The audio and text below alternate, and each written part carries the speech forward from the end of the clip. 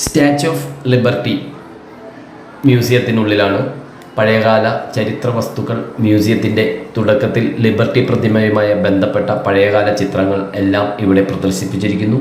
1886 നിർമ്മിച്ച statue of liberty design ചെയ്ത് വലിയൊരു തുണിയിൽ അലങ്കാരപ്പണിയൊക്കെ ചെയ്ത് ആ ചുമരുമ്മൽ പ്രദർശിപ്പിച്ചിട്ടുണ്ട്. ഇങ്ങനെ ഇത് കാണാനെല്ലാം ധാരാളം സഞ്ചാരികളും ഇവിടെ എത്തിയിട്ടുണ്ട്.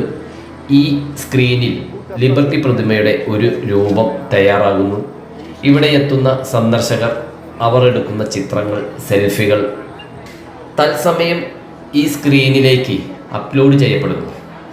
ഈ ചെറിയ ചിത്രങ്ങൾ എല്ലാം കൂടി ചേർന്നാണ് സ്ക്രീനിൽ സ്റ്റാച്യു ഓഫ് ലിബർട്ടിയുടെ വലിയൊരു രൂപം ഇങ്ങനെ നിർമ്മിച്ചുകൊണ്ടിരിക്കുന്നത്. ഇത് കാണാനും ഒത്തിരി പേർ ഇവിടെ തടിച്ചുകൂടുന്നു. ശ്രദ്ധിച്ചാൽ നമ്മുടെ ചിത്രവും ഇതിൽ വന്നിട്ടുണ്ടാകാം. ഇതിന് താഴെയായി മുൻ അമേരിക്കൻ പ്രസിഡന്റ് വൂഡ്രോ വിൻസെൻറ്റിൻ്റെ ചില വാചകങ്ങളും എഴുതി വച്ചിരിക്കുന്നു. സ്വാതന്ത്ര്യം ഒരിക്കലും സർക്കാരിൽ നിന്നല്ല ഉണ്ടാകുന്നത്, അത് അവിടുത്തെ ജനങ്ങളിൽ നിന്നാണ് ഉണ്ടാകുന്നത് എന്ന് അർത്ഥം വരുന്ന ഇംഗ്ലീഷ് വാചകങ്ങൾ. ഈ നേരെ കാണുന്ന വെങ്കല മുഖം സ്റ്റാച്യു ഓഫ് ലിബർട്ടി മുഖത്തിൻ്റെ അതേ അളവിലുള്ള ഒരു വലിയ വെങ്കല മാതൃകയാണ്. ഇതിനടുത്ത് നിന്ന് സഞ്ചാരികൾ ഫോട്ടോ ഒക്കെ എടുക്കുന്നു. അതുപോലെ തന്നെ ഇവിടെ ഈ ചില്ലുകൂട്ടിൽ വെച്ചിരിക്കുന്നത് വലിയ ഗ്ലാസ് ജാലകത്തിനകത്തായി പ്രതിമയുടെ മുകളിൽ മുമ്പുണ്ടായിരുന്ന യഥാർത്ഥ പന്തം പ്രദർശിപ്പിച്ചിരിക്കുന്നു.